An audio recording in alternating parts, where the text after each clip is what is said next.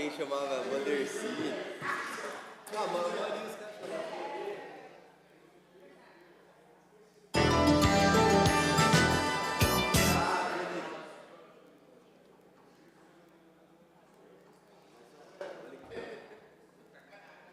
Boa noite a todos, senhores membros da mesa, vereadores, servidores públicos presentes, senhores telespectadores da TV Câmara, internautas, boa noite. Às 18h10, declaro aberta a presente audiência pública destinada à demonstração do projeto de lei de autoria do prefeito municipal Isaías José de Santana, que dispõe sobre as diretrizes para a elaboração e execução da lei orçamentária para o exercício de 2024 e das outras providências, conforme edital número 2 de 2023, publicado no Boletim Oficial do Município, número 1514, de 12 de maio de 2023. Registro que a audiência pública é conduzida pela Comissão Permanente de Finanças e Orçamento dessa Casa, que é composta pelos vereadores Paulinho do Esporte, presidente, Maria Amélia, relatora, e Rogério Timóteo, membro. Agradecemos a presença do senhor Celso Florencio, secretário de Governo e Planejamento da Prefeitura Municipal, da senhora Juliana Dualibe, chefe de gabinete, dos vereadores Luiz Flávio, Hernani Barreto, Roberto Abreu, Roninha e Dutti, dos servidores e todo o público que nos assiste.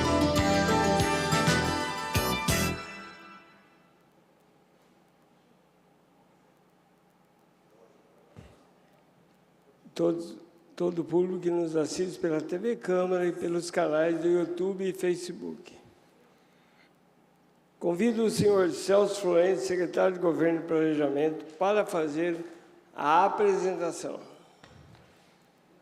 Boa noite a todos. Boa noite, Paulinho, presidente da mesa, demais vereadores da mesa, demais vereadores, todos os presentes, funcionários, as pessoas que nos assistem pela internet, pela televisão, pela TV Câmara. Hoje a gente vai falar sobre a LDO, que é a Lei de Diretrizes Orçamentárias. Então, todo o primeiro semestre, o Executivo envia ao Legislativo a Lei de Diretrizes Orçamentárias, que, como o próprio nome diz, ela dá uma diretriz do que vai ser o orçamento do próximo ano. A gente, no final do ano, faz a LOA, que de fato é executada, mas a gente primeiro precisa prever a diretriz do orçamento. E como que a gente faz isso? Primeiramente, se puder passar por apresentação, primeiramente a gente estima as receitas do município. Então, para a gente chegar em quanto o município pode gastar e em que o município pode gastar, a gente primeiro precisa prever a receita. Aqui a gente tem... Pode voltar no slide anterior, por favor? É só para a gente ver que as 4 LDOs, elas têm que ser casadas com o PPA, que foi entregue no primeiro ano, em 2022. Então, a gente tem... O PPA ele se desdobra em 4 LDOs e 4 LUAs. As LDOs sempre no primeiro semestre e no segundo semestre a LUA. Para a gente chegar em quanto o município pode ter de despesa, a gente precisa ver o quanto teremos de receita. E a gente tem 2 tipos de receitas principais no município. Primeiro são as receitas próprias, onde a gente estima o IPTU em 8% da receita total do município, somando 68 milhões de reais, pouco mais de 68 milhões de reais, imposto de renda, 40 milhões de reais, e das receitas próprias, a que tem maior destaque, ISS, que deve chegar no próximo ano a 120 milhões de reais.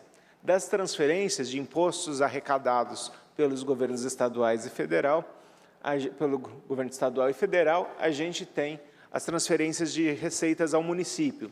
A principal é o ICMS, que corresponde por quase 50% de todas as receitas do município, mas também temos o Fundo de Participação dos municípios, que é transferido pelo governo federal, e o PVA, que também o município tem uma parte sobre o PVA que é estadual, mas o município tem uma parte desse PVA que dá 66 milhões. Então, o principal das receitas do município é o ICMS, com quase 120 milhões de reais. E como que ficou distribuído esse gasto? Se puder voltar à apresentação, por favor.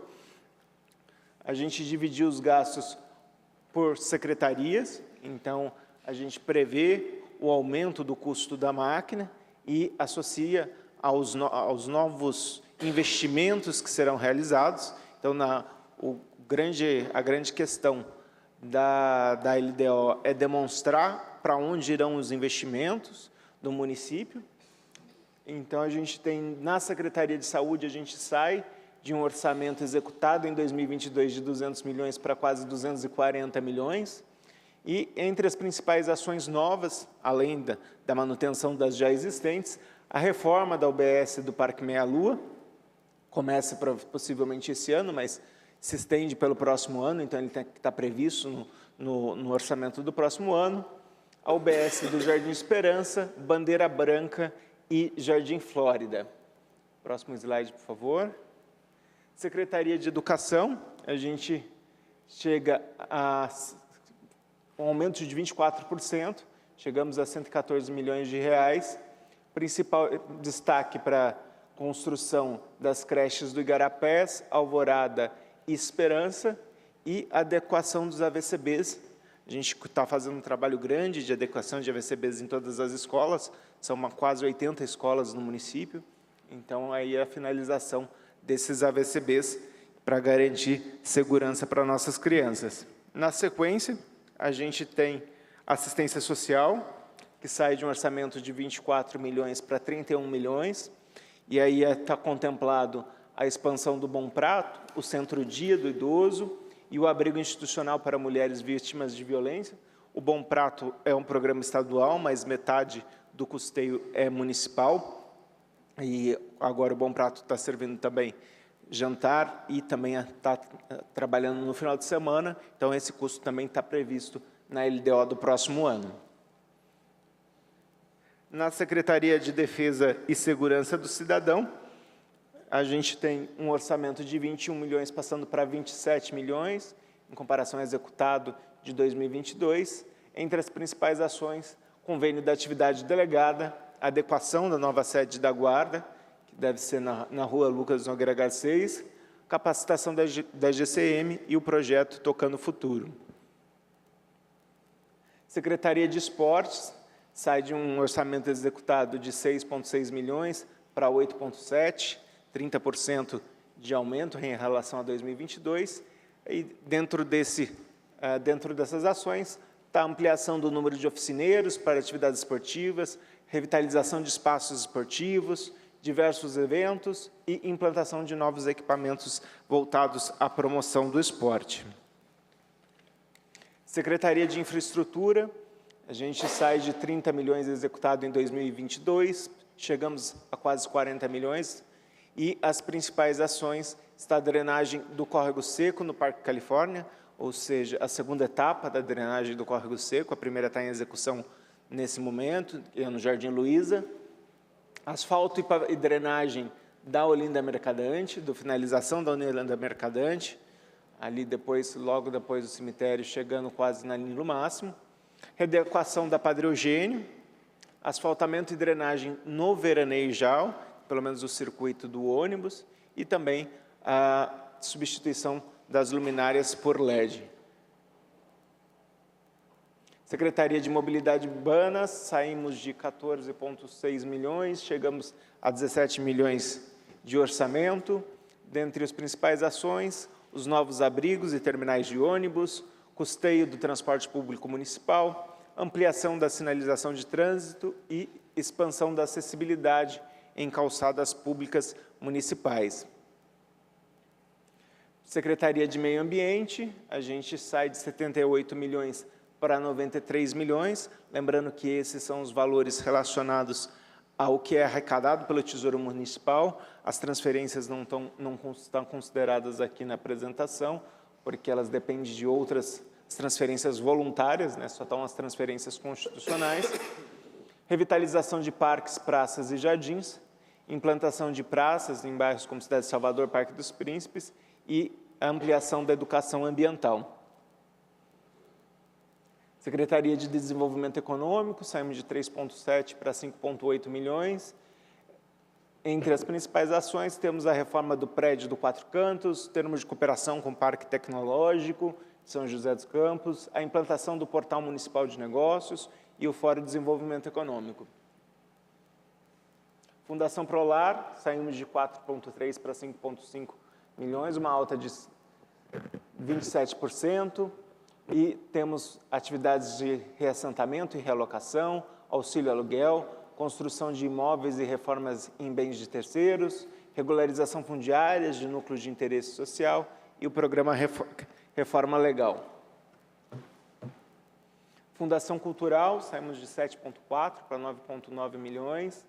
Entre as principais ações estão as feiras, festas e comemorações festivas, preservação do patrimônio cultural, a reforma do MAVE, o fomento a manifestações artísticas e o carnaval.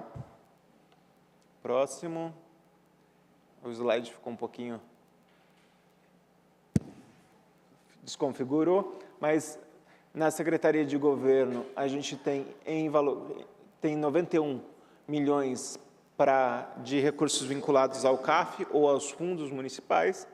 Entre as principais ações estão as obras de ciclovias, os 6 trechos de ciclovias que já está licitado, começa a execução esse ano, mas se prolonga pelo próximo ano. Recuperação ambiental no Rio Paraíba do Sul, revitalização do Morro do Cristo, está em execução, mas pelo cronograma deve estar previsto para o próximo ano. Revitalização na região central, canalização do córrego do Tanquinho e seus afluentes. Hoje a obra do Tanquinho é a maior obra em execução e ela deve se estender para o próximo ano. As 3 canalizações que foram licitadas também, São Luís, Estelário Domus e Diogo Fontes, estão licitadas e já tem empresas contratadas. A ordem de serviço vai ser dada no início do mês de junho, mas também continuam para o próximo ano. Interligação da Davilino com São José dos Campos. São José dos Campos já demonstrou que já está em projeto de licitação a ligação com Jacareí, então em breve teremos uma ligação pela Davilino a São José dos Campos, passando, saindo do Parque da Cidade, Davilino, cruzamos o Rio Comprido e chegamos até a região do Shopping Colinas pela Via Oeste em São José. Implantação de uma central fotovoltaica e áreas de lazer, parques lineares, que já estão em licitação, Imperial, Paraíso e Rio Comprido também. Aqui são as secretarias meio, então a gente tem Secretaria de Governo, teve uma queda de 18% no seu orçamento, isso devido à reforma administrativa, que retirou algumas diretorias da Secretaria. Então, saímos de 22, chegamos a 18 milhões de orçamento. Entre as principais ações está o Aprova Fácil, desapropriação, cadastro municipal e emendas impositivas. Secretaria de Comunicação, saímos de 3,3 milhões para 5 milhões, comunicação institucional, os eventos de direitos humanos, participação social e também o Participa Jacareí.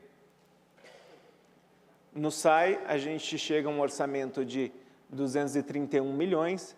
Entre as principais ações está a rede coletora de esgoto e a estação elevatória do Panorama, sistema de drenagem do Jacinto, a duplicação da ETE Central e o projeto de rede de esgoto da região Oeste.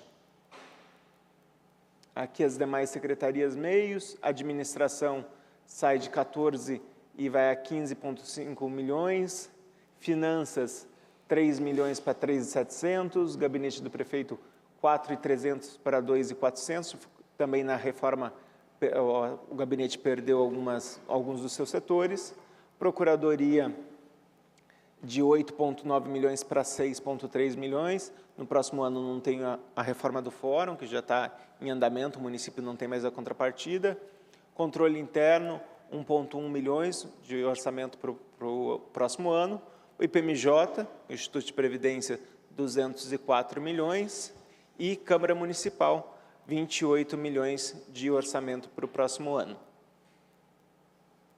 Das exigências constitucionais do orçamento, a obrigação mínima do município é 25%, em educação a gente atinge 25,5%, a aplicação mínima em saúde é 15%, a gente está chegando quase em 29%, e a despesa com pessoal, que o máximo é 51% pela LRF, 54%, previdencial 51%, a gente está em 40% da receita corrente líquida e 44,2% da receita da Prefeitura Municipal de Jacareí.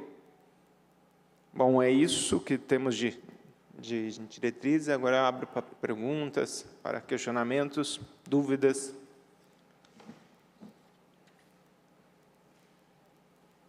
Agradeço o senhor secretário pela explanação. Nesse momento, abro a palavra aos vereadores presentes para esclarecimentos e dúvidas. Peço que, em respeito ao senhor secretário, aos telespectadores, aos demais presentes e às normas regimentais da Casa, cada vereador faça o uso da palavra no tempo de 5 minutos, com a finalidade de melhorar e organizar os trabalhos. Defino que as perguntas sejam encaminhadas ao senhor secretário por critério de assunto, na forma de rodízio intercalado dos vereadores, sendo que o vereador faz uma pergunta, o diretor responde e já passa a palavra para outro vereador fazer também uma pergunta. Assim, sucessivamente, de maneira que os vereadores que desejarem fazer mais de uma pergunta deverão permanecer no plenário e aguardar novamente a sua vez para perguntar. E depois abriremos para o público. Então, eu abro a palavra para os vereadores.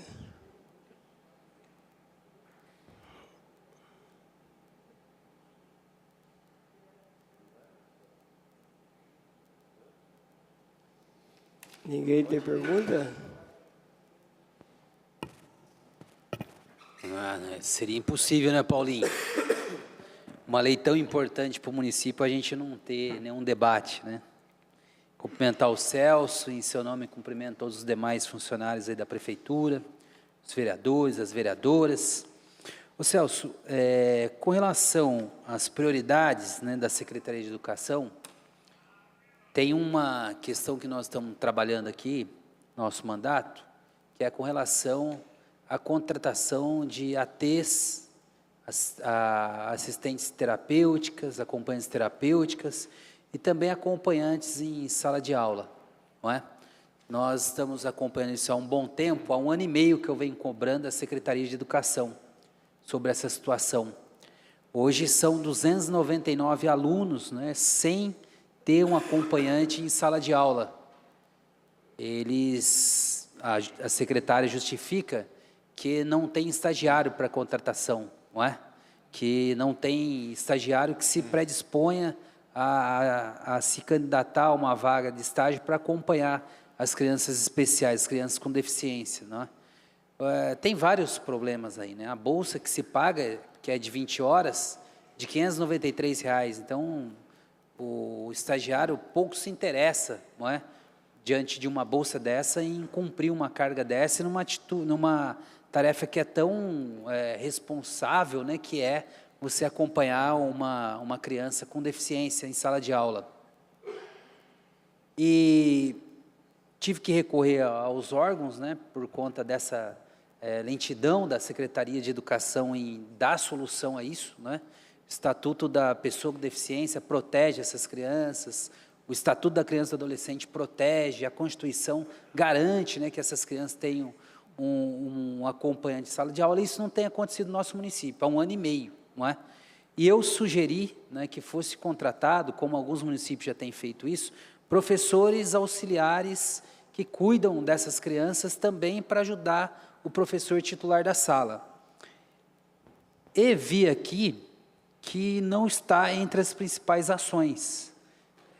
ao meu juízo, seria, em grau de escala, a primeira a estar, porque nós não podemos continuar violando o direito dessas crianças. Queria saber, né, se isso está no cronograma da secretaria, como está essa situação. Como você bem disse, a educação especial é prioridade. A Secretaria de Educação tem encontrado alguns desafios nessa área. Não é só a Secretaria de Educação de Jacareí, acho que São José dos Campos também tem problemas similares, as cidades vizinhas também têm problemas similares. É uma realidade que as prefeituras estão se adaptando, estão tentando buscar soluções que possam ser viáveis ao município e que atendam da melhor forma possível. Então, a Secretaria de Educação não está desatenta a isso, tem buscado, foi feito um concurso grande agora, recentemente, então, para reposição de quadros, e, na sequência, a gente precisa enviar um projeto de lei para a Câmara para aumento de quadros, né? Então, isso também passa por uma decisão do Legislativo, não só do Executivo. Mas dos recursos da educação, por mais que não esteja na apresentação, atividades do pedagógicos e, sobretudo, o orçamento da educação teve um avanço significativo, sobretudo em folha de pagamento, o que possibilita essas contratações, não só de estagiários, mas também de professores que atuem como promotores de educação especial para esses alunos que demandam maior atenção. O orçamento para isso existe. Agora, precisa só finalizar o modelo para chegar e atender esses alunos da melhor forma possível. Paulinho agora vai passar para outro vereador, depois volta, é isso? Tá.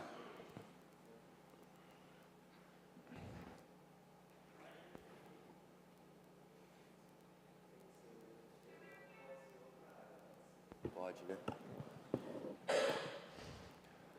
Boa noite a todos os vereadores. Quero aqui cumprimentar o Celso, em seu nome cumprimentar toda a equipe da Prefeitura que hoje aqui acompanha esse debate e essa audiência que é tão importante, que faz com que a gente dê transparência à coisa pública, que a gente pode passar para a população quais são os contornos da legislação que vai vigorar a partir do ano que vem, quais são os sonhos que nós estamos colocando para viabilizar no ano de 2024. Quero cumprimentar também o público aqui presente, você que está nos acompanhando em casa. Nós temos várias pautas importantíssimas para a gente discutir nesse momento tão rico, Celso. E eu quero aproveitar esse meu primeiro momento dos 5 minutos, falando sobre a saúde. Nós tivemos nessa semana uma audiência aqui, falamos dos desafios da saúde, da precariedade que está o atendimento na UPA Dr. Telmo, e eu, na ocasião, falei sobre a construção da UBS do Esperança, que foi tão prometida e há bastante tempo falada. Eu gostaria que você esclarecesse essa reforma/construção da unidade lá no Esperança, porque a gente espera tanto essa construção, mas quando coloca uma reforma, dá uma impressão que não tem tanta segurança dessa construção. Por isso, colocou um plano B aqui da reforma. Gostaria que você discorresse a respeito disso. No primeiro plano da Secretaria, e você conhece a região, é transferir a UBS de local. Acho que esse é o primeiro plano da Secretaria, que é o ideal, dado que a UBS ela não se encontra no local mais adequado para atender a população. A reforma, colocou-se UBS/reforma, porque nem sempre a gente consegue achar um imóvel adequado que possa, nas dimensões e no tamanho, receber uma UBS para atender aquela região. Então, a UBS do Esperança é das próximas que precisam ser ou reformulada ou, no caso, aí o mais indicado é uma mudança de local para atender realmente melhor a população. Então, por isso que está mudança ou reforma, porque o plano A é a mudança para um local mais adequado, não havendo essa possibilidade, melhorias naquela já existente, até que possa fazer essa mudança. Fico feliz de ver que a UBS do Flórida permanece, mas gostaria de ver também uma discussão sobre a UBS lá na região do Califórnia, que é uma região que tem uma população muito densa e tem um atendimento distante, porque as pessoas ou vão para o Jardim das Indústrias, né? E aí quem mora lá no Jardim, Califórnia, acaba indo para o Parque Brasil e sobrecarrega essas duas unidades. Eu estou ainda dentro dos meus 5 minutos, posso já dar sequência, já que eu falei da região oeste, da região do Esperança. A gente sabe muito da importância para o desenvolvimento da cidade, da ligação da Lucas Nogueira Garcês com a Alberto de Alencar Castelo Branco. Eu gostaria que você falasse a respeito disso, até porque existe uma parceria com o governo do estado, não existe, depende do particular. Qual é o entrave para que a gente consiga viabilizar, até porque a gente tem hoje a terceira ponte, pouco utilizada, e a gente sabe que talvez ela tenha uma eficiência maior com essa ligação. Até a minha opinião, pessoal, com todo respeito, eu acho que quem está no governo tem o poder e tem que tomar a decisão, né? Eu acho que a ligação seria mais importante do que a ponte, seria o inverso, primeiro a ligação para depois a ponte, mas a situação já está aí colocada. Então, eu gostaria de saber como que está essa ligação. Essa ligação ela tem recursos aprovados desde 2019. Quando a Prefeitura ia licitar essa ligação, o Ministério Público e a Defensoria suspenderam essas obras por conta do plano diretor, sendo que a liminar dizia que só poderia fazer obras desse porte após a revisão do plano diretor. Novamente, veio a pandemia, o município foi impedido de fazer a revisão do plano diretor, e agora que a gente estava em vias de finalizar, o Ministério Público e a Defensoria novamente suspenderam o plano diretor. Hoje, a principal barreira não é financeira, existe já recursos vinculados para essa obra. Essa obra era para ser anterior à ponte, era para ser feita concomitante, para que se fizesse uma ligação da Lucas Nogueira Garcês a Castelo Branco, mas também a Malaquiaça de Davilino e Getúlio Vargas, ou seja, você fizesse um anel viário por toda a cidade, desviando do centro da cidade, não só ligar a Lucas a Castelo, mas também ligar a Lucas a Getúlio Vargas por fora, sem passar pelo centro da cidade. Mas hoje o Ministério Público entende que aquela região é uma região de várzea e não gostaria que nenhuma obra pública fosse feita lá. A discussão está no Tribunal de Justiça e a gente está aguardando a decisão do Tribunal de Justiça para seguir ou não com a obra. Com pouco tempo que me resta, eu vou entrar na questão habitação. Acho que o orçamento da Fundação Prolar é um orçamento muito tímido e vejo uma política ainda, inclusive está aqui como prioridade, de auxílio aluguel. Por que optar pelo auxílio aluguel e a gente não ter programas habitacionais para realmente tirar essas pessoas e dar um lar para essas pessoas? Eu vejo que muita gente que está no auxílio aluguel está acomodado hoje, porque a prefeitura está pagando e eles também ficam de um outro lado com um receio muito grande. Será que a minha casa vai sair? Porque há tanto tempo estão recebendo auxílio aluguel que é muito custoso. Existe um estudo para que a gente possa acabar com esse auxílio aluguel e entregar uma casa, entregar uma escritura, uma chave, que é um sonho de muitos munícipes da cidade? Então, moradia, habitação, uma política extremamente cara em todos os governos. Ele é feito pelo governo estadual ou federal. Por isso que o município, quando ele faz política habitacional, ele faz no sentido de aluguel social, que é onde o município consegue agir. Uma construção hoje para a prefeitura é R$200 mil. A prefeitura, o nosso déficit habitacional hoje chega em torno de 8 mil pessoas. Então, pelo menos precisaria de 2.000 novas unidades, que com os recursos dos cofres municipais é impossível. A prefeitura já firmou um convênio com o governo do estado no ano passado. O CDHU já começou os projetos para execução de 250 novas unidades. Então, não sendo possível com o recurso municipal, a prefeitura tem que entrar em negociação com o estado. Na época do ano passado, foram destinadas 250 novas moradias para Jacareí, e agora a gente está esperando o que o governo federal vai fazer com Minha Casa Minha Vida faixa 1, onde que você tem o maior subsídio para poder aplicar essa política que é habitacional do governo federal e do governo estadual no município. Tá, eu acho que não é o momento da gente estender nesse debate, né? Mas o governo anterior entregou 1.258 unidades. Então, eu acho que há possibilidade, e eu me coloco aqui na condição de apoiador. Temos o governo do Estado de São Paulo, Tarcísio de Freitas é do meu partido, Republicanos. Então, eu gostaria de estar somando com vocês para a gente abrir hipóteses. Já tenho conversado com representantes do governo do Estado para a gente poder viabilizar. Como eu disse, eu acho muito tímido ainda os programas habitacionais aqui da cidade, pelo potencial que nós temos de terra. Você sabe muito bem disso. Nós temos uma área ocupada muito pequena. Se eu não estiver enganado, a gente não chega a 25% de ocupação urbana. Então, fico à disposição e aguardo os outros 5 minutos para a gente entrar em outros temas. Obrigado.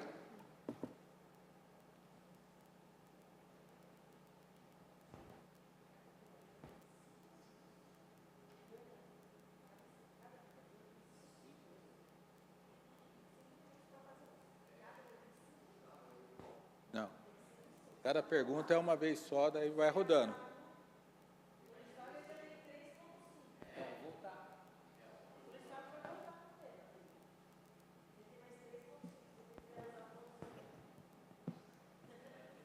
Tá. Então, eu vou voltar aqui só para explicar para as pessoas que são 5 minutos e eu tenho que falar rapidinho. Vi que o Celso falou bem rapidinho também, não sei se está todo mundo com horário. Eu acho uma questão muito importante, mas não tem problema. Eu vou falar aqui do esporte e vou falar da Fundação. Vi um crescimento de 34% na Fundação Cultural e vejo um crescimento de 30% do esporte, né? Se a gente está numa audiência pública e a gente não consegue poder debater, tem 1 minuto? Né? Eu acho que a gente pode trabalhar um pouco mais de inclusão com os idosos, com as pessoas com deficiência. Vou aproveitar depois o meu momento dos temas livres para a gente falar, né? Mas quero finalizar, até vi representantes do sindicato aqui, eu na condição de servidor também. Nós tivemos ontem toda a legislação sancionada e publicada no Boletim Oficial, com 7% para os servidores públicos de reajuste, 9,5% para os professores, mas a gente sabe que ainda é muito pouco perto das perdas. E eu venho lutado bastante. Nós temos até 31 de dezembro deste ano para a gente ter aumento real, porque o ano que vem é ano eleitoral e nós não podemos, Celso. Então, aqui nós temos mais de 150 páginas e eu, de forma muito cautelosa, avaliei. Se eu estiver enganado, depois gostaria que você me corrigisse, mas eu não vejo aqui uma política para a gente poder acrescentar um aumento real até 31 de dezembro, como é o desejo de aproximadamente 5.000 famílias, né? E também não vejo um comportamento para a gente ter concursos, melhorando a qualidade no serviço público e também aliviando o déficit que nós temos no IPMJ. Obrigado. Bom, quanto à questão do... Você mesmo lembrou que a gente não pode fazer aumentos para o ano de 2024 superiores à inflação, isso por ser ano eleitoral. A LDO ela trata o orçamento do próximo ano, né? Então, aqui está contemplado o que, de fato, se espera para o próximo ano, não para esse ano. A execução do orçamento deste ano é diferente. Então, aqui a gente está tratando da LDO 2024, onde não é possível, né, por questões legais, fazer aumentos reais. Como você sabe também, sendo do Instituto de Previdência, todo aumento ele tem um impacto na Previdência Municipal. Então, isso também, às vezes, a gente olha só para um lado do custo, né, do quanto aquele aumento significa para o trabalhador, mas aquilo também tem impacto grande na Previdência. Você sabe que o IPMJ, para manter o seu cálculo atuarial e assegurar que as pessoas vão se aposentar para frente, também é importante, tem que ser pensado junto com os aumentos salariais. Mas o governo tem dado um aumento substancial. Acho que no primeiro mandato, o governo Isaías ele deu um aumento muito acima de todos os governos anteriores, é só pegar os dados. Então, só que o aumento também tem que ser casado com a receita municipal. Então, a gente tem que chegar num denominador comum, onde que se os aumentos eles comportem, né, o pagamento dos servidores, para que também você não dê aumentos além da conta.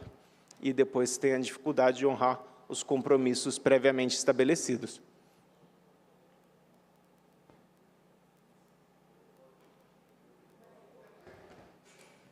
Boa noite, Celso. Boa noite, nobres vereadores que estão aqui na casa, funcionários da Prefeitura, pessoal que está na galeria. Sobre a saúde, eu queria ressaltar que, mais uma vez, o município está gastando bem acima do exigido por lei, né? Em torno de, que eu verifiquei aqui, 29%. Quase 29%. 29%, que o certo, a Constituição pede 15%. Mas a respeito da UBS Central, também está programado o funcionamento dela? Essa é a minha pergunta. A programação da UBS Central ainda é para esse ano. Então, ela já entra como custo fixo do próximo ano. Então, a programação é que no segundo semestre, a Secretaria de Saúde inaugure a UBS Central.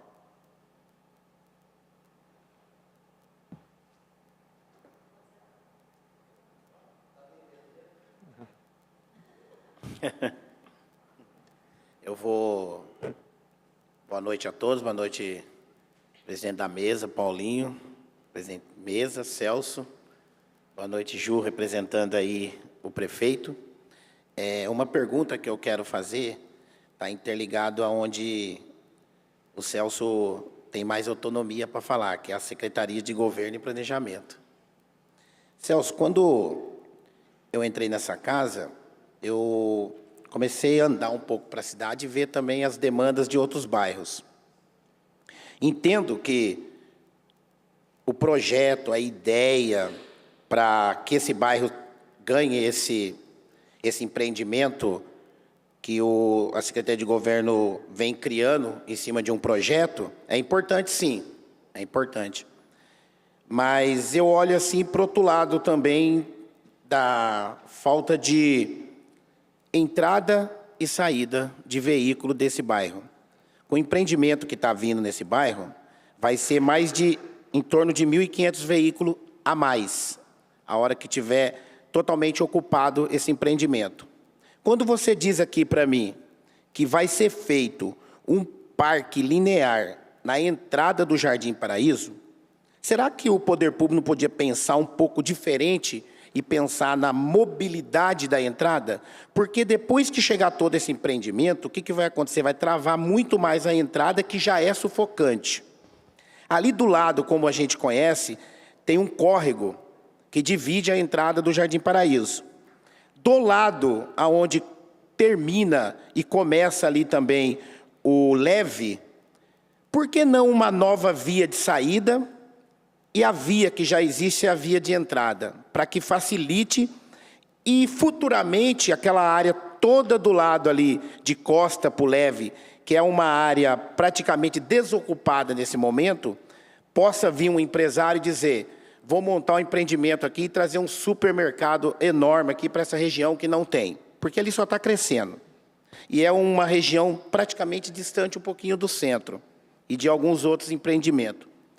Por que não pensar na mobilidade daquela região do que entregar para aquela região um parque, nesse momento, devido a esse empreendimento? Esse parque seria bom sem a chegada do empreendimento, que teria um pouquinho mais de visibilidade para a entrada.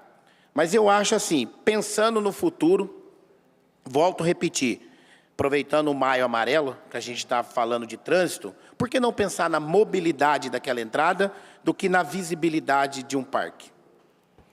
Primeiro ali, a gente tem uma área de proteção ambiental. Então, o parque linear, dos 30 mil metros quadrados, grande parte é toda a área de proteção ambiental, onde não pode ter interferência humana. Então, por isso, o parque linear é calçada, ciclovia, arborização, nenhum grande elemento que vá contra a área de preservação permanente. Então, a gente ali tem um córrego, a gente tem por lei, é proibido mexer nessa área para que não haja nenhum desdobramento ambiental. A questão você me perguntou da mobilidade ali, já está em projeto a duplicação, porque hoje chega duplicada Nilo Máximo até a entrada do Novo Amanhecer. Então, a gente já está em estudos para duplicar a Nilo Máximo até a entrada do Jardim Paraíso. Então, isso já melhoraria bastante o trânsito ali na região. Essa obra que você sugeriu é um pouco mais complexa e complicada, porque você tem um desnível grande de terreno, você tem propriedades privadas, você tem interferência em APP. Né? Então, o caminho que está se optando agora é, primeiro, investir em ciclovia, para garantir que as pessoas possam sair do bairro e entrar no bairro pelo modo cicloviário. Também garantir transporte público e a duplicação para facilitar o acesso, entrada e saída do bairro, a duplicação do Novo Amanhecer até a entrada do Jardim Paraíso.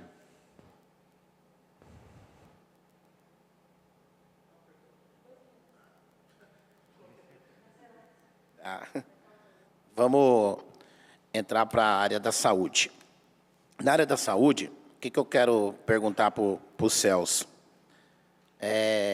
Claramente, a gente está diariamente e semanalmente aqui na Câmara, aqui, dia de sessão, falando da saúde. E hoje, a gente não se fala mais da Santa Casa, a gente não se fala mais de algumas UBS. O assunto hoje é UPA, Dr. Telmo.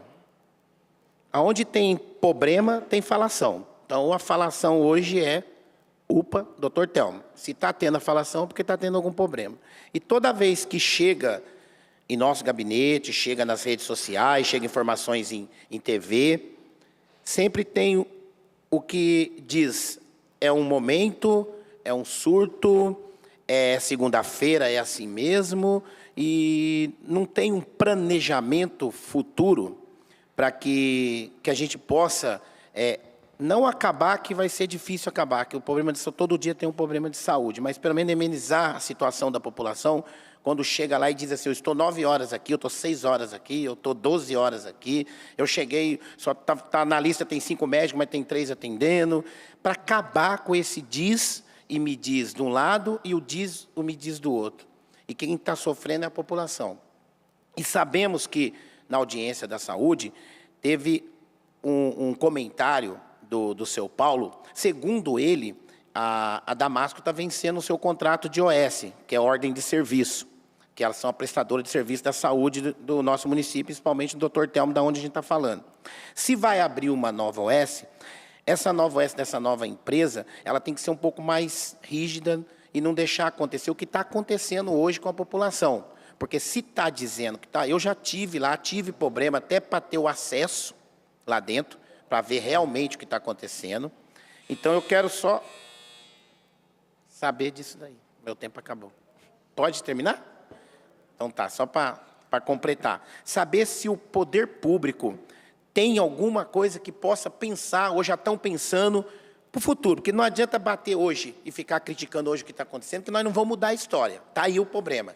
Mas o que vai fazer lá na frente para não acontecer mais o que está acontecendo na nossa cidade a respeito de Dr. Telmo? Não estou falando generalizando a saúde, não. Eu estou falando o problema do Dr. Telmo hoje é o calo no sapato. O Dr. Telmo teve algumas reclamações, bastante reclamações. A Secretaria de Saúde está ditando um contrato, tem um contrato de gestão. Caminho de Damasco é uma organização social que faz a gestão do aparelho UPA Dr. Telmo, que é um aparelho público, e dentro desse contrato a Secretaria de Saúde está colocando mais médicos para atender. Então, já acho que são 1 ou 2 médicos que vão ser colocados em dias onde já tem a ciência que são mais problemáticos, para atender essa demanda e não ter mais esse problema. Então, para responder a sua pergunta, a partir do mês que vem, 1º de junho, já começa a operar um novo regime na UPA Dr. Telmo, para que, com mais médicos, para diminuir esse tempo de fila. Tá. Só para agradecer, obrigado, e vamos esperar que a pedra saia do sapato.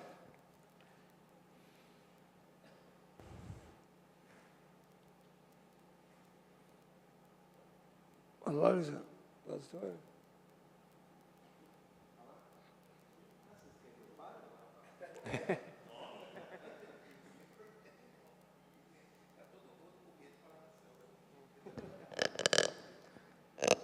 Olha o Raninha falando ali. Tá todo mundo tranquilo, Roninha? Olha só, eu tenho aqui algumas perguntas para fazer. É um questionamento, Celso, de algumas pessoas que moram ali na Padre Eugênio. Nós sabemos que aquela situação é corriqueira. Temos ali o paralelepípedo naquele local que tem prejudicado e muito, e não só paralelepípedo, como também temos ali vários buracos na via. E é uma via de fácil acesso, que vai sair na Castelo, e você vê que aquela região tem crescido muito. E é uma promessa antiga de asfaltar esta via, ter uma solução para esta via, onde temos grandes empreendimentos para aquela localidade. E aqui eu vi que vai ter uma readequação da rua Padre Eugênio. O que seria essa readequação? Vocês vão asfaltar ela? Como que vai ser a situação? E será ainda deste ano para o outro? Como que está a programação da Prefeitura? A região ali da Padre Eugênio, a gente tem não só o problema de pavimento, a gente tem problema de drenagem também. Então, iniciou-se uma obra de drenagem grande ali na região do Siesta, e também já está em finalização de processo licitatório, o projeto executivo de recuperação do pavimento e drenagem da Padre Eugênio. Então, finalizando o projeto que está em licitação, a gente abre a licitação da obra da Padre Eugênio. A obra ali é recuperação do pavimento, e isso quer dizer asfalto, é asfaltar a rua. Ali é uma ligação extremamente importante para quem sai da Castelo e quer pegar a Lucas Nogueira Garcês, então pega a Padre Eugênio.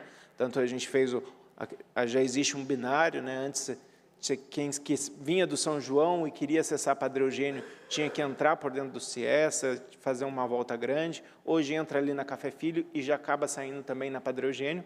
Mas ali tem condições de solo muito ruins, então por isso precisou-se, inclusive, licitar um projeto executivo para que na execução da obra tenha menos intercorrência.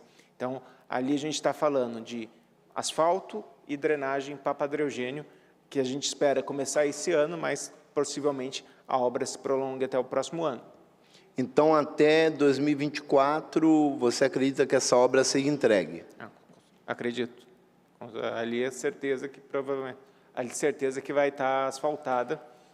Já a gente deve finalizar a licitação do projeto executivo no próximo mês. A empresa tem 120 dias para entregar o projeto executivo, abre a licitação e de 6 a 8 meses para a execução de obra. Legal. Agora eu tenho... Está ali 1 minuto e pouco ainda? Que é isso, hein? Então dá para falar tudo que está aqui no papel. Nem tudo, né? Eu vi aqui também substituição de luminárias por LED. Aqui está a substituição de luminária por LED. Essa substituição, ela seria na cidade toda? Porque aqui está, né, só escrito substituição de luminárias por LED. Vai trocar na cidade, toda a iluminação da cidade? Como que vai ser? Vai ser parte da cidade apenas que vai trocar essas luminárias? A meta para 2024 é ter 100% da cidade em LED. 100%? Isso, até o final de 2024, a gente chegar a 100% da cidade de Jacareí em LED. Legal, hein? Aí eu gostei. Porque eu vi aqui, né, substituição de luminária, mas não fala onde. Então, a meta é 100% a cidade em LED, que a nossa cidade seja iluminada em tudo também, né? No que falta, né? Temos aqui, deixa eu ver a outra parte, o tempo vai...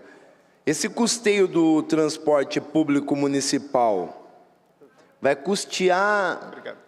Vai custear o transporte de que parte? Vai baratear a passagem ou não entra nessa parte de baratear a passagem para a população, esse custeio?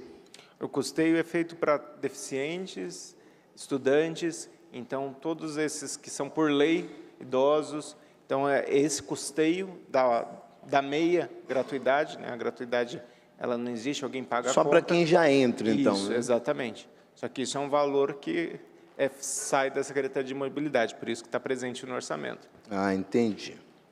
Enquanto vai rodando ali, vou vendo mais as coisas aqui também. Temos aqui implantação de praças. Vamos entrar aqui nessa aqui. Nós vimos, Celso, que deu uma parada no Renova Centro, uma obra tão importante para o centro da cidade de Jacareí, onde começa ali no Caçununga, vai até o Parque da Cidade, onde seria colocado um espelho d'água e colocaria aquele corneteiro lá para o Parque da Cidade, teríamos um espelho d'água. Foi colocado ali toda a estrutura, o campo, né, o canteiro de obras próximo ao Parque da Cidade, foi desmontado esse canteiro de obras. Como que está a situação? Por que desmontou esse canteiro de obras? Está em andamento? Vai dar continuidade? Tem alguma colocação para a cidade de Jacareí de ter uma retomada desse Renova Centro? Vai mexer na Praça Conde Frontin? Porque já estava tudo pronto e parou de repente. Tem alguma colocação para a cidade? Sim, a gente começou, implantamos o canteiro de obras, mas o Ministério Público entrou com uma liminar e a Justiça liminarmente suspendeu a obra, então a gente recorreu ao Tribunal de Justiça, então estamos aguardando o Tribunal de Justiça decidir pela continuidade da obra. É uma obra simples de requalificação urbana, mas o Ministério Público entende que é uma obra que só pode ser realizada após o plano diretor, o qual ele mesmo suspendeu. Entendi. Então, deu uma bloqueada por causa do Ministério Público. Exato. Então, para a pessoa que está em casa entender, porque anunciamos no centro da cidade que teríamos aí nessa grande reforma no centro da cidade, mas o Ministério Público deu aí essa bloqueada nesse projeto tão importante para a cidade de Jacareí. Obrigado pela informação.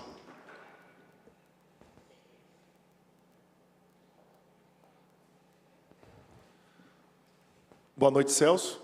Primeiramente, seja bem-vindo à Câmara Municipal, mais uma vez, aí, com excelência, aí, falando da cidade para a gente, das contas da cidade, que no meu entendimento, né, estou aqui nesse segundo mandato agora, né, não participei do primeiro, mas eu enxergo vejo que tem sido feita uma gestão competente, coerente, não populista, que compreende, né, as receitas e as despesas da cidade. E eu acredito que, com toda certeza, 2024, esse governo vai entregar uma cidade melhor para as pessoas, com coerência, né, sem populismo. Eu entendo que tive meu pai e minha mãe precisaram do SUS, né, precisaram da saúde, e meu pai, no primeiro momento, 2015, 2014, e ele precisou ser internado na Santa Casa, o Celso, fugindo um pouquinho aí do... E eu via como que era a saúde na época, que ele sofreu, né, internado ali 30 dias, com a porta aberta ali no pronto atendimento da Santa Casa, e eu sei bem o que era como cidadão, né, não quanto vereador, porque eu acompanhei por muito tempo ali naquele local. Eu acredito que o problema da saúde ele é um problema do município, mas também do Estado, da Federação.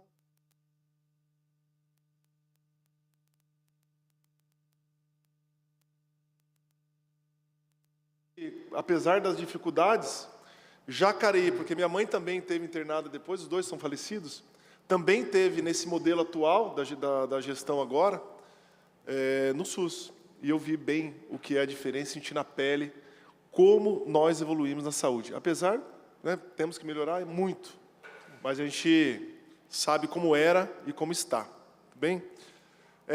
A gente sabe também que uma das prioridades do governo é a educação, né, o que nós avançamos, né, na educação. Hoje, 100% universalizou a questão das creches, né, para as crianças, todos estão na creche hoje, e sei que, né, pelo que eu vi aqui pelo plano, realmente construir mais creches, né, para que as pessoas, as crianças, possam estar perto das suas casas, e, enfim, e educação é prioridade na questão estrutural, mas também a gente sabe que os índices também melhoraram demais da educação.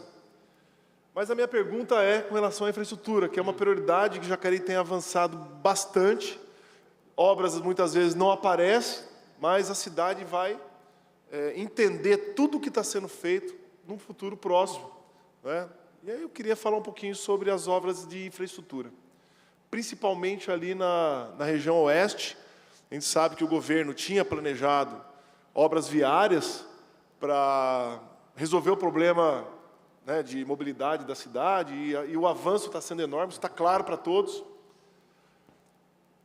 No entanto, nós temos aquelas dificuldades ali das enchentes na Zona Oeste. E o prefeito Isaías, né, através de sua escuta ativa, ele retirou verba de obras viárias que estavam planejadas para poder resolver o problema das enchentes da nossa cidade. Já estava planejado.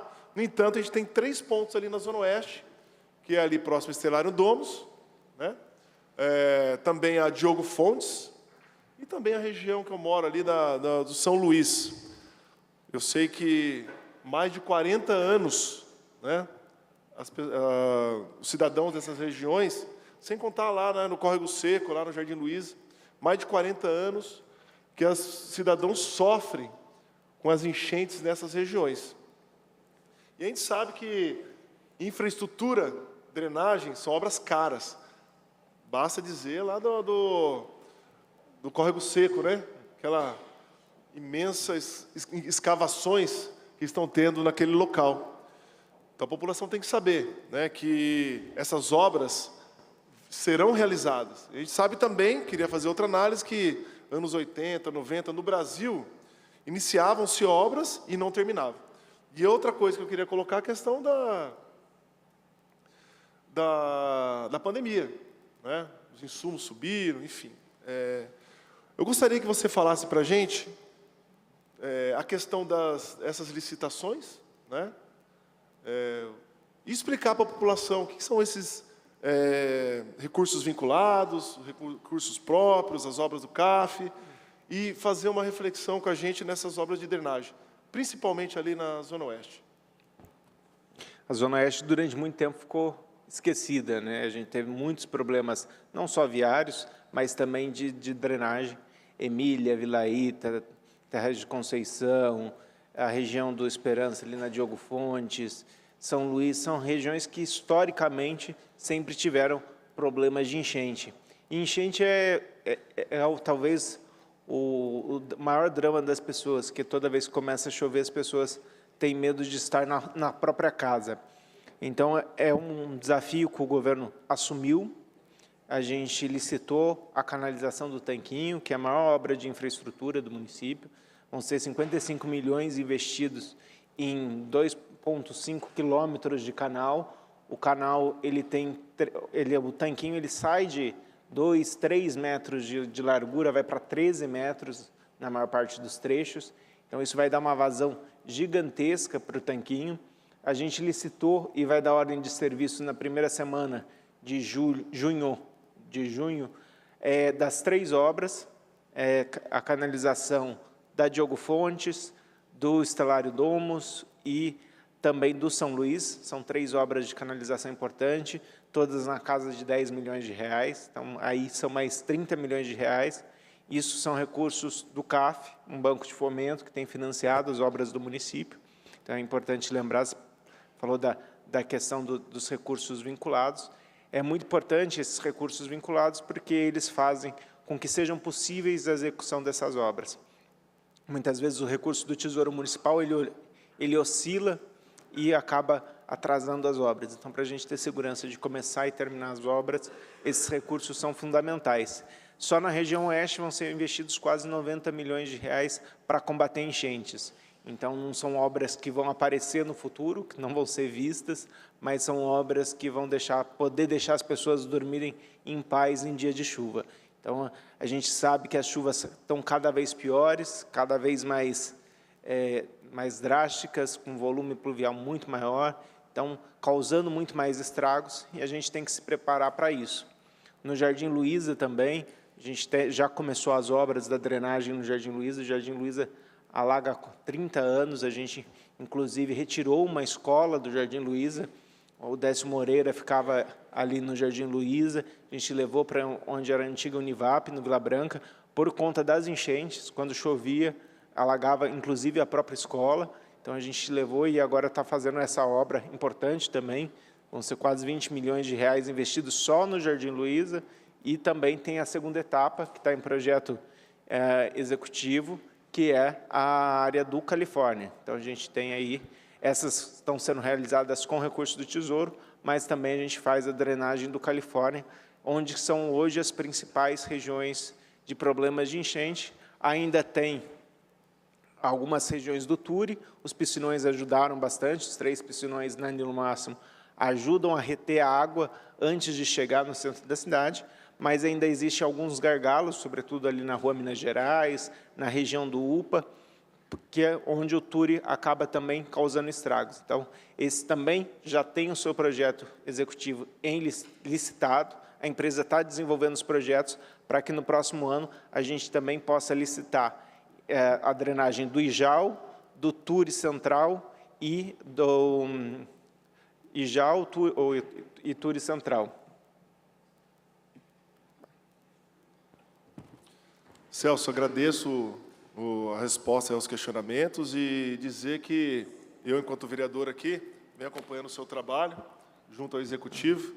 Também, né, quando a gente tem que cobrar, a gente cobra, quando precisar fiscalizar, a gente está ali junto, né, fiscalizando, e você sempre dando as respostas coerentes e corretas para nós, vereadores. Muito obrigado. Celso, boa noite. Tem 2 perguntas para você. O ano passado já não entrou no LOAS, e esse ano também não estou achando aqui, sobre o cemitério municipal. O cemitério municipal, nós tínhamos vários problemas lá, de manutenção, de funcionários, de novos columbários, novos espaços. E eu não vi aqui no LOA para o ano de 2024, mais uma vez. E dizer se vocês têm ideia de construir um 3º cemitério, porque o que nós temos hoje já está bem cheio, né? O Parque Santo Antônio tiveram que construir mais columbários para poder ter espaço. E muitas famílias nos procuram, porque lá no cemitério tem vários locais que estão abandonados. E procuram para poder ter o espaço, porque depois de 4 anos, se eu não me engano, é retirado a ossada do columbário e é destinado para a família. E essa família quer ter um espaço para ele e não tem. Você poderia nos... Paulinho, a questão de cemitérios a gente tem acompanhado, temos construído columbários no Parque Santo Antônio para atender a demanda. Então, a demanda ela tem sido suprida com a construção de novos columbários. A construção de novo cemitério, ele tem dificuldades tanto ambientais, o licenciamento de um cemitério ele é bastante complexo, via CETESB, e também a gente tem a questão do plano diretor, que coloca que os cemitérios têm que estar em regiões específicas do município. Então, a gente tem aí 2 gargalos que a gente tem suprido com a construção dos columbários no cemitério do Parque Santo Antônio. Então, hoje, o Parque Santo Antônio, a pandemia agravou essa situação, porque os corpos que eram exumados em 3 anos passaram a ser 5. Então, isso tem agravado ainda mais a situação, mas a gente já licitou algumas unidades de novos columbários e também está em licitação novas unidades. Então, toda a demanda tem sido suprida pelos columbários e não pela criação de um novo cemitério. Mas tem um estudo, vocês estão pensando em algo para poder fazer para essas famílias que recolhem a ossada do seu ente querido? Esses têm a destinação dentro do próprio cemitério. Depois do tempo, elas são retiradas, é entregue para a família, mas o túmulo em si, ele acaba não ficando com a família depois do tempo. Então, é nesse sentido que eu falei do terceiro cemitério, para que a gente possa ter mais espaço, para a gente possa ter aonde a pessoa que não tem condições financeiras, porque nós temos cemitérios particulares, onde a pessoa que não tem condições, que ela possa ter um local onde ela possa estar toda a família juntas, né? Como é feito hoje no cemitério do Avari. Estudar uma proposta futura aí para que a gente possa atender a população nesse sentido. E outras, eu vi aqui, no esporte, revitalização de espaços esportivos. E nenhuma construção de campo de futebol. Revitalização, legal, a gente faz uma manutenção, mas nós não temos mais campo de futebol para fazer revitalização. O último que nós temos é o Santo Antônio de Boa Vista, que vai ser revitalizado agora esse ano. O SECAP já teve, é um outro caso. Mas nós temos 10 campos de futebol na cidade. 10 campos da prefeitura. E nós temos 145 bairros. E nós estamos perdendo muitos atletas, pessoas que desanimam. Quem acompanha o esporte sabe que nós não temos campos. Eu acho que a gente achar um espaço, um recurso para a gente atrair esses atletas de volta para a nossa cidade. Estão indo para São José, Taubaté, e a gente está perdendo cada dia mais. E aqui nós temos grandes atletas que já viraram até profissionais. E eu gostaria muito que a gente contemplasse, nem que se fosse um campo por ano, mas e a gente, se pudesse, a gente incrementar mais campos de futebol na nossa cidade. A gente já inaugurou nos últimos anos alguns campos, Paraíso, Colônia, revitalizamos Vila Garcia, Santa Rita, Igarapés foi feito. Então, só que o campo de futebol, como você bem sabe, ele exige uma área muito grande. Então, isso acaba esbarrando cada vez mais em ter áreas disponíveis para fazer campos de futebol, dado o tamanho da área que é necessário. Então, a gente fez 3 grandes campos, reformamos outros vários e vamos abrir agora também o do Cambuzano, o espaço do Cambuzano. Então, a gente consegue aumentar essa oferta de vagas em campos de futebol. É uma demanda da sociedade, entendo essa demanda, mas, no momento, depende muito da disponibilidade de áreas e também da qualidade dos terrenos disponíveis, que às vezes a prefeitura tem alguns terrenos no bairro, mas não são propícios para a execução dos campos, coisas que acontece como no Santa Paula, por exemplo. A prefeitura tem área, mas é inviável fazer um campo de futebol, dada a declividade da área. Então, a gente, apesar de ter áreas espalhadas pelo município, muitas delas são inviabilizadas por conta da qualidade do terreno. Eu até agradeço a administração atual, que ela reformou vários campos, construiu um campo novo, tá? Que a gente há muitos anos estava esquecido na área de esporte. Agradeço, eu apenas estou complementando para que a gente continue a aumentar, porque a demanda é pouca, os campos são poucos. Ficou lindo, o campo do Colônia é coisa muito bacana, o campo do Paraíso, o Garapés ficou muito bonito. Eu acompanho, eu vou nos campos todos os domingos, sei como é. Tá? Temos que reformar o campo do SECAP, aí, que está com um problema mais sério. Mas que a gente não pare por aí, que continue.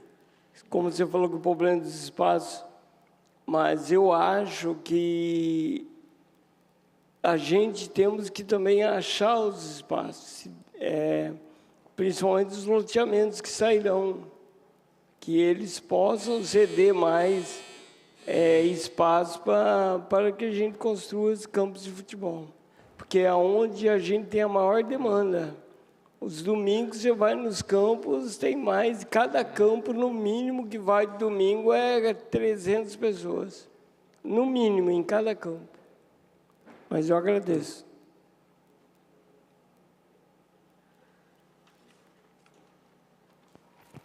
Voltar aqui, então. Celso, infraestrutura, não é? A gente sabe que tinha uma cidade que não tinha asfalto, né? Eu vou relembrar aqui o Marco Aurélio, quando pegou a cidade de Jacareí, Salvador não tinha asfalto, Paraíso, Parque dos Príncipes, né? A cidade tinha mais parte sem asfalto do que com asfalto, não é? Dude deve se lembrar também dessa época, porque tem a mesma idade do que eu. Mas dizer que hoje os asfaltos que foram construídos, agora estão com os tapas-buraco, não é? Mas já não adianta mais. E aqui no Jardim Califórnia, no Parque Califórnia, não dá para recuperar mais o asfalto, não é? Então, Secap, Nova Jacareí, Esperança, agora precisa fazer o recapeamento dessas vias. A pergunta, quanto é que tem de investimento para fazer recapeamento nesses bairros que eu mencionei aqui?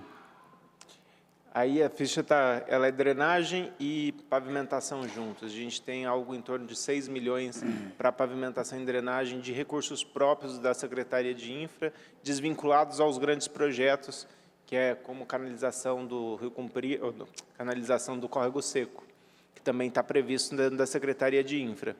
Paralelo a isso, a gente tem a Padre Eugênio também, que precisa de recap, e outras grandes vias importantes que, normalmente, quando chega recursos vinculados também, elas chegam e vão para recap das vias que mais precisam. A Barão, a gente está finalizando recapeamento, diversas ruas estão sendo recapeadas, sobretudo também com recurso vinculado do governo federal, do governo estadual, que vem de emendas parlamentares. Sim, mas com relação a esses bairros, não há previsão, né, de fazer o recapeamento na lei, né? Não tem previsão, né, de recap. É necessário, viu, Celso? Esses bairros aqui, muito precário, né? São bairros, pegar o Jardim Califórnia, né, o pessoal que está me ouvindo, que manda pergunta aqui, o pessoal do Parque Califórnia, a situação das ruas já não cabe mais tapa-buraco, né? É preciso fazer recapeamento nesses bairros, Esperança, Secap. A outra questão é com relação também à construção de moradias, né? A gente sabe que ali próximo ao Santana da Boa Vista tem um terreno que foi adquirido pela Prolar, foi trocado, na verdade, uma permuta. É um terreno bem interessante de se fazer moradia, né? Então, deixar a sugestão aqui para que possa aí fazer esse contato com o governo federal, também me coloco à disposição, para que a gente possa, de uma vez por todas, construir moradias, né? Que eu concordo com relação aos recursos, que são escassos, né? O município pouco pode fazer, mas agora o governo federal é outro, né? Tem chance de a gente aprovar bons projetos lá no governo federal. Com relação à saúde, a nossa Santa Casa é de 1850, né? Ela foi, quando criada, Jacareí tinha 10 mil habitantes. E a mesma Santa Casa, que teve a intervenção, à época do prefeito Marco Aurélio, é que hoje faz as vezes do hospital municipal. A situação que a gente tem hoje em Jacareí é que nós carecemos de um pronto-socorro, não é? Porque nós atendemos aqui todos os acidentados das rodovias que cruzam o nosso município, né? Atendemos alguns municípios vizinhos. Então, está na hora, né, de Jacareí iniciar a construção do seu pronto-socorro. Fala o custeio. O custeio a gente consegue, porque estamos comprovando aí que consegue custear a Santa Casa. E, na verdade, quando você entregar a Santa Casa, você vai ter recursos para custear também o seu pronto-socorro municipal, não é? A gente percebe que a UPA está saturada, não é? A gente vê aqui na audiência pública ontem aqui, contrato que foi feito para atender 15 mil pessoas, está atendendo 23 mil pessoas em alguns meses. Pessoas, Celso, eu presenciei, não é? E faço questão de presenciar quando a pessoa liga aqui e fala que está 5, 6 horas lá na UPA. E de fato acontece, não é? A gente vai até o local e pessoas esperando nesse nível de prazo para serem atendidas. Eu pergunto a você, né, o que você acha, com relação a isso, a construção de um pronto-socorro municipal? Não, evidentemente não está na LDO aqui, né? seriam necessários aí anos para a construção e perpassaria, evidentemente, a LDO, né? Teríamos que colocar no plano plurianual, mas nós tivemos, né, o município teve vontade política de contrair empréstimo para fazer a terceira ponte, para duplicar Humberto Alencar de Castelo Branco e outras obras viárias importantes que eu também acho importantes. Mas você não acha que o município, daqui a algum tempo, terá de ter essa responsabilidade da gente construir um hospital, mas iniciando pelo pronto-socorro? A Prefeitura já tem um projeto básico para a construção do pronto-socorro anexo à Santa Casa, então, inclusive, já tem a área para isso, mas, como você disse, não é um projeto de 1 ou 2 anos, né? É um projeto que provavelmente a gente licite ainda este ano, projeto executivo. A gente vai dar são 4 pavimentos que vão ser construídos, anexo à Santa Casa, para dar maior conforto para as famílias, estacionamento, aumentar a capacidade de UTI, aumentar o centro cirúrgico, para também liberar esse espaço para a Santa Casa ter mais leitos. Então, existe esse projeto em andamento, ele não consta aqui na LDO, mas a partir do momento que evoluir esse projeto, ele passa a constar na LOA, e eu acho que sim, foi uma promessa do próprio prefeito de se empenhar na construção do pronto-socorro municipal. Veio a pandemia acabou redirecionando os recursos municipais para combater a pandemia, para atender as vítimas da pandemia, e agora se retoma os projetos na área de saúde, sobretudo na Santa Casa Municipal, que é de 1850, mas sofreu inúmeras atualizações e ampliações. Então, o prédio hoje, prédio histórico, ele não tem nem mais função hospitalar, os prédios anexos é que fazem a função hospitalar dentro da Santa Casa, e a ideia é que ali o pronto-socorro próximo seja um complexo, porque as pessoas vão ser atendidas no pronto-socorro, vão ser operadas no centro cirúrgico, vão para a UTI dentro do pronto-socorro e possam aguardar a sua recuperação na própria Santa Casa, onde você vai ter as enfermarias e os quartos para restabelecimento. Então, a sugestão é muito bem-vinda, ela está dentro do planejamento do governo, ela foi atrasada e adiada por conta da própria pandemia, que tirou todos os esforços, direcionou todos os esforços da saúde, mas é mais do que necessário a construção do pronto-socorro municipal.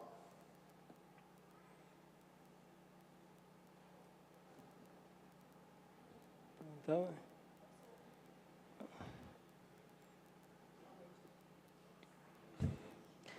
boa noite a todos, boa noite a você que está nos assistindo neste momento e que poderá também assistir posteriormente, pois esta audiência será reprisada.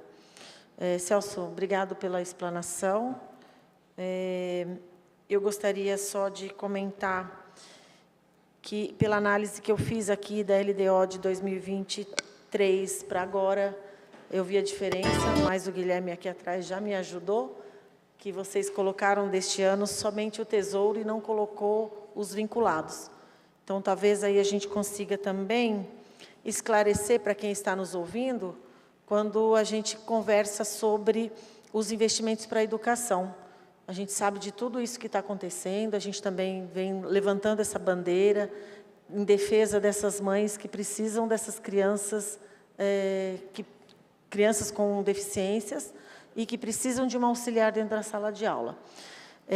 Mas esclarecendo até uma colocação do Luiz Flávio, porque isso vem pelo Fundeb, então não entra nesse recurso, ele vai pelo que é vinculado, é o pagamento do magistério.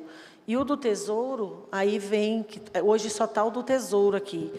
Então, é uma questão que precisa ser colocada, é um trabalho que a educação faz, por isso foi colocado as reformas, porque isso é utilizado o dinheiro do Tesouro, assim como para a compra dos uniformes, que também é utilizado com o dinheiro do Tesouro. Merenda não, também. A merenda também. Parte da merenda. Parte da merenda também é com recurso do Tesouro. E o Tesouro, ele tem o município tem a obrigatoriedade de investir 25% de toda a sua arrecadação, 25% na educação. E na saúde, para que você que está nos assistindo, na saúde, o nosso município precisa fazer um investimento de 15%. E hoje, o que está sendo apresentado e o que já apresentou nas contas que nós tivemos audiência, é que já está chegando, mais uma vez, na casa dos 28%, né, de investimento na saúde. Então, eu fico feliz com as apresentações, mas eu gostaria de ressaltar, falando um pouquinho da educação, falando um pouquinho da saúde, agora falando um pouquinho de obras. Hoje nós estivemos lá na obra do Tanquinho, fazendo uma visita, uma obra gigantesca, avaliada em 50 milhões, né, pelo que você nos contou no vídeo. E a quem nós iremos ajudar? Então, essa é uma pergunta para você já responder para quem está nos assistindo e que não tem acesso às redes sociais, né? Quem nós iremos... O município está contribuindo com quais os bairros com essa obra maravilhosa que está acontecendo? Falar um pouquinho também para os moradores ali da Rua Minas Gerais, porque, assim, houve uma demolição, a enchente tomou conta, foram feitos alguns investimentos no Turi, né? Porém, ainda os moradores ali sofrem com as enchentes. E, recentemente, nós tivemos o desabamento de uma casa. Esta casa já foi demolida totalmente, a prefeitura já foi lá, já recolheu todos os entulhos, deixou a área liberada. Os moradores querem saber o que pode ser feito naquele local. Inclusive, nós já fizemos um encaminhamento para o planejamento e para a infraestrutura, se há possibilidade de já construir uma mureta, porque é uma grande preocupação dos moradores da Rua Minas Gerais, da Rua Mariana, Santa Cecília, adjacências ali, sobre a questão das enchentes. Porque o muro se torna uma proteção. A casa do Senhor era uma proteção para que mais águas não subisse e entrasse nas casas da rua que já são alagadas. Tem alguma previsão também ali, naquela região, para acontecer? Primeira pergunta quanto à obra do Tanquinho. São 55 milhões que estão sendo investidos ali na região oeste. Ele sai do Vila Ita, na altura da a Avenida Planejada, ali projetada na Padre Eugênio, e chega até o Rio Paraíba, passando pela Castelo Branco, passa ali ao lado das indústrias. E isso vai tirar os problemas de enchente, tanto do Vila Ita, Vila Ita 1, 2, Emília, toda aquela região ali, Terra de Conceição, que hoje sofre muito com enchente. É necessária essa obra para conter as enchentes e também para melhorar toda a macrodrenagem da região. Aí também estamos fazendo as obras adjacentes, como a gente disse, as 3 obras que também fazem parte da bacia do Tanquinho, né, do Estarário Domos, Diogo Fontes e São Luís. Isso vai fazer com que as pessoas possam dormir um pouco mais tranquilas em dia de chuva. A outra pergunta que você me fez foi sobre... Da Rua Minas Gerais. Da Rua Minas Gerais. Sobre a casa que foi retirada... Isso. Na verdade, a chuva derrubou. A gente tem um problema crônico, bem antigo. A gente contratou uma empresa especializada para fazer o levantamento de toda a solução de drenagem do Turi, desde da Rua Allan Kardec, ali no finalzinho da Nilo Máximo, até o Rio Paraíba, passando pelo Jardim São José, Jardim Paraíba, 9 de Julho, ali passando pela Minas Gerais. E também a Rua Ramira Cabral, que é onde também a gente, no centro, tem um problema de drenagem muito ruim. Essa empresa tem que entregar esse projeto para a Prefeitura até setembro. Então, até setembro, a gente tem a solução técnica para resolver esse problema e, na sequência, a gente parte para licitação e para fazer a reserva de recursos, dado que já sabemos, em setembro, saberemos qual será a solução técnica adotada, a gente parte para separar recursos e executar. Então, no próximo ano, possivelmente, a gente já comece a intervenção ali naquela região central, bem tradicional do município, mas que sempre sofreu com os alagamentos do Turi. Eu encerro, muito obrigada e parabéns pela explanação. Nesse momento, quero abrir a palavra para o público. vai pegar o microfone. Ô Celso, só dá uma esclarecida para mim, por favor. Eu estava vendo aqui a respeito do Bom Prato. Todas as cidades têm essa contrapartida da expansão do Bom Prato, ou é só Jacareí? E outra são as cidades onde que você tem os novos contratos do Bom Prato. A partir de um determinado tempo, o Bom Prato começou a fazer parceria com os municípios. Então, toda a expansão ela foi em parceria com o município. Compartilhado. 50% Estado, 50% município. Nos os bons pratos mais antigos, eles são operação exclusiva do Estado. Nos novos, como é o de Jacareí, a operação é compartilhada entre Estado e município. Entendi. E a respeito do Igarapés, aqui não está, só ressaltar que o município investiu muito em asfalto também, né? Bela Vista 1, Bela Vista 2, Rio Comprido, Panorama, vários lugares que não tinha asfalto, a prefeitura fez o asfalto de graça, né? Sem cobrar do munícipe. A respeito do Igarapés, tem alguma previsão para isso? A gente espera até 2024 chegar com asfalto Igarapés e Jau, pelo menos o caminho do ônibus. Então, a gente fechar a Colônia também, que ali a Rua Bruxelas falta ainda ser asfaltada. Então, em 2024, a gente espera, nos bairros já consolidados, conseguir finalizar o asfalto. Alguns ainda têm algumas questões, né, de regularização fundiária que precisam ser resolvidos, mas até 2024, sobretudo Igarapés, a parte adensada está totalmente asfaltado. Eu peço que se apresente quem for fazer a pergunta e tem 3 minutos para fazer a sua colocação.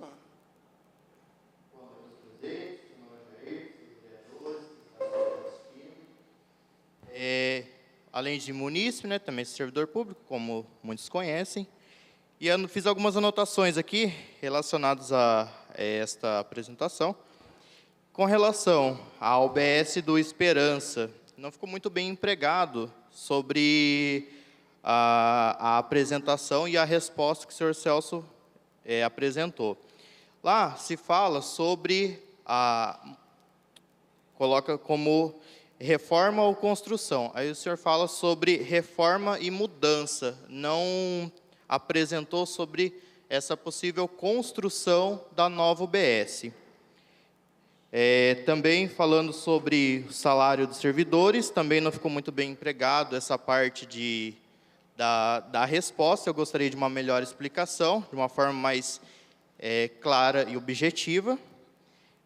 Também não foi colocado na Secretaria de Saúde sobre a casa de passagem, essa mudança do local, já que hoje o local fica pouco depois da Novo Tempo, de difícil acesso para as pessoas em situação de rua, tanto para ir e principalmente para voltar.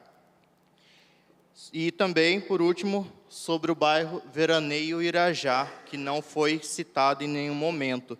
O que tem de propostas para aquele bairro e para os munícipes que ali residem, visto que ali é um bairro que ainda não tem asfalto, estava em processo de mexendo com o esgoto. Então, o que tem de proposta para aquela região também? Bom, primeira, esperança. O que eu disse é que a Secretaria tem como plano, primeiro, mudar de local e, se não possível, reformar o local existente. Não sei como explicar melhor isso. Se achar um terreno melhor, uma propriedade melhor, a Secretaria mudaria, porque hoje é uma demanda da comunidade que a UBS saia do prédio que está.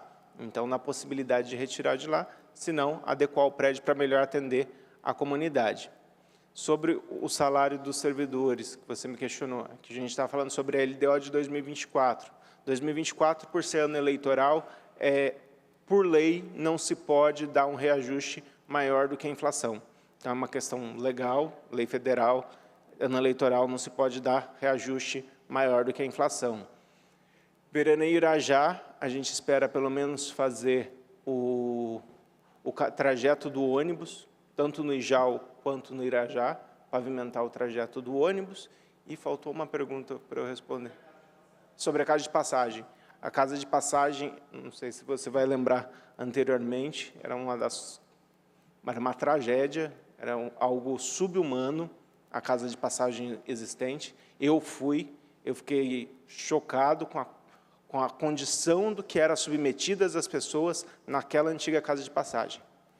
Acho que você conheceu a situação, você sabe que era desumano a casa de passagem existente.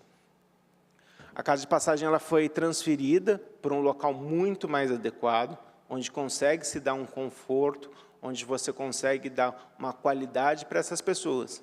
Infelizmente, não é tão central, mas a Secretaria de Assistência Social tem transporte que passa todo dia para levar essas pessoas até a casa de passagem e no dia seguinte traz essas pessoas. Então, entre você oferecer transporte e oferecer com condições humanas, é melhor você oferecer com condições humanas. Então, a Secretaria é um serviço prestado pela Secretaria de Assistência Social e ele está hoje na Zerbini, próximo ao Novo Tempo, como você falou, mas é um local muito amplo, que facilita a circulação das pessoas, facilita, inclusive, a convivência das pessoas nesse local. Você está falando de pessoas que não se conhecem, que vão coabitar. Então, se precisa de um local amplo, que, infelizmente, a gente não consegue na região central. Então, a gente tem ali, talvez, o melhor cenário de local para que essas pessoas tenham, pelo menos, uma noite digna. Infelizmente, está um pouco mais afastado, mas existe serviço de transporte para que eles possam chegar até a casa de passagem.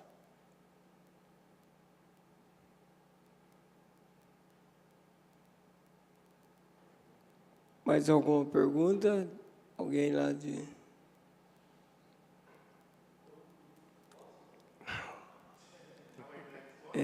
Nesse momento, peço que seja verificado junto às perguntas dos telespectadores, internautas. Alguma? Rita? Não? Não temos pergunta do internauta nem telespectadores. Agradeço a presença de todos. E às 19h45, declaro encerrada a presente audiência pública. Boa noite.